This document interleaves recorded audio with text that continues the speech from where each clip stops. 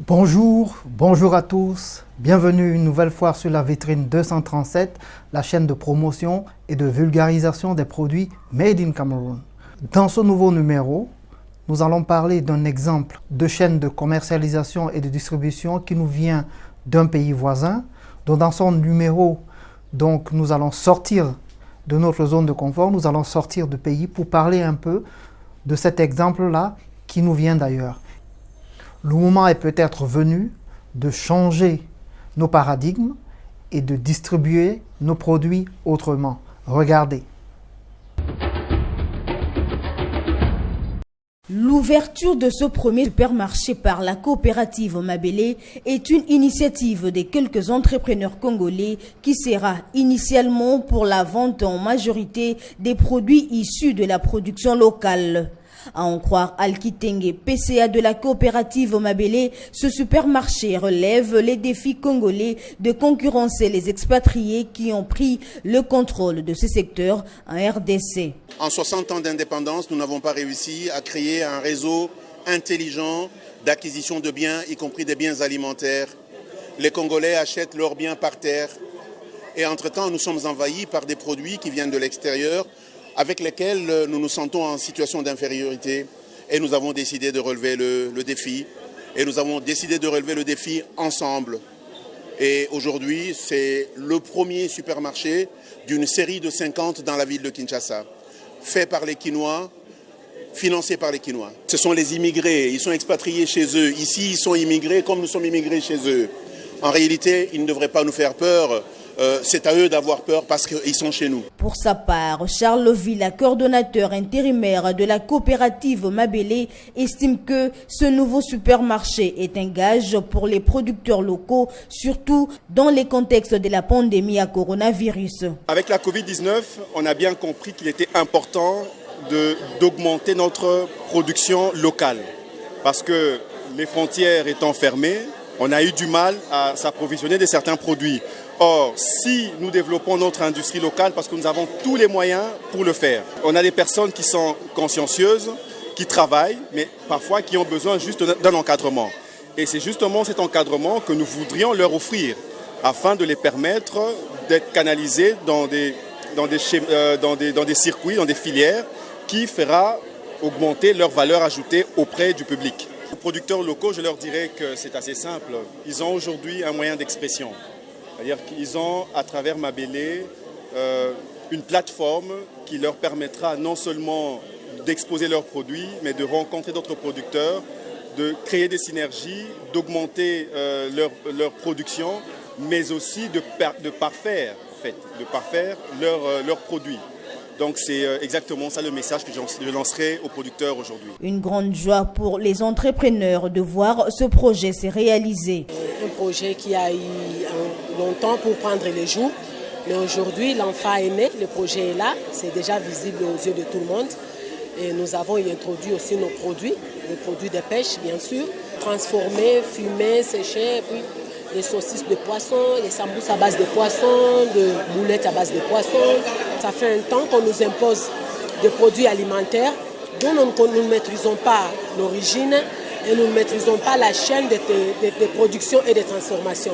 Et ces produits causent beaucoup de maladies pour notre santé. Le projet Mabélé est une initiative de plusieurs entrepreneurs congolais qui vise à soutenir les producteurs locaux en créant un réseau de distribution à Kinshasa dans l'objectif de développer la coopérative et soutenir les producteurs locaux. Notre impression est bonne et nous puissions que leur jeter de fleurs et leur souhaiter aussi la bonne chance. Nous produisons congolais et nous devons consommer congolais. Et puis nous devons faire voir aux autres que nous sommes capables de les nourrir aussi. Ils nous ont nourris, nous aussi nous devons nourrir le monde. J'invite à tout le monde de venir. Venez visiter le supermarché.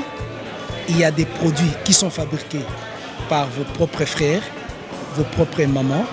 Et d'ailleurs, c'est une manière d'aider aussi les autres. Parce que, comme par exemple nous, l'établissement Maman Pascaline Moussolo, nous travaillons aussi avec le Mama Veuve, avec des filles mères Mais quand vous achetez nos produits, c'est-à-dire vous êtes en train d'une manière ou d'une autre aider aussi ces démunis-là. Notre rêve devenir réalité par rapport à la pensée de consommer et produire ici chez nous au lieu d'importer des choses qui viennent d'ailleurs parce que nous avons toutes les capacités possibles. Nous avons eu d'abord les investisseurs et même les invités qui sont très surpris et très contents de la qualité des produits qui sont ici. Et ils sont contents et ils sont fiers. Ça, c'est la chose qui m'a touché le plus. La fierté que les gens ont à se reconnaître congolais dans le travail des Congolais. Et nous pensons simplement que c'était une très bonne chose. Nous félicitons l'agence qui a été recrutée pour être en mesure d'organiser cet événement. Ça s'est passé dans le meilleur des cas. Eh bien, mesdames et messieurs, comme vous venez de le voir, la RDC nous parle.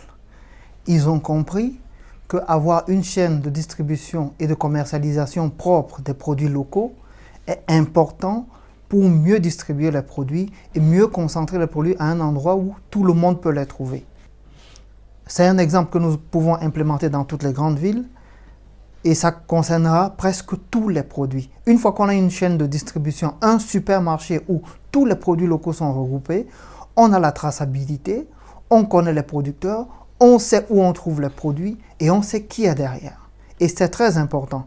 Ce que vous devez savoir en plus, c'est que tous les produits que nous achetons dans les supermarchés, qui sont des produits venus d'ailleurs, ne profitent pas au Cameroun. L'argent vend à l'extérieur. Ils ne vendent pas des produits ici parce qu'ils veulent nous faire plaisir. Ils vendent des produits ici parce que ça leur profite. Changeons nos habitudes de consommation. Regardons les produits autour de nous que nous pouvons acheter. Aujourd'hui, il existe des boutiques made in Cameroun, mais pas encore de supermarchés. Il y a beaucoup de boutiques, notamment à Douala, Makepe Saint-Tropez, Fortitude Shop. À Yaoundé, il en existe. Il y a des organes et des associations comme Asenia. Il y a également des entreprises de certification comme AB Certification Afrique subsaharienne qui font des efforts de mettre des produits du Cameroun à des standards élevés.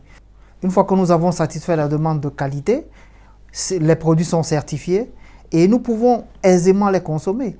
On ne se pose pas souvent la question d'où viennent les produits, comment ils sont faits, qui viennent de l'extérieur, on les prend.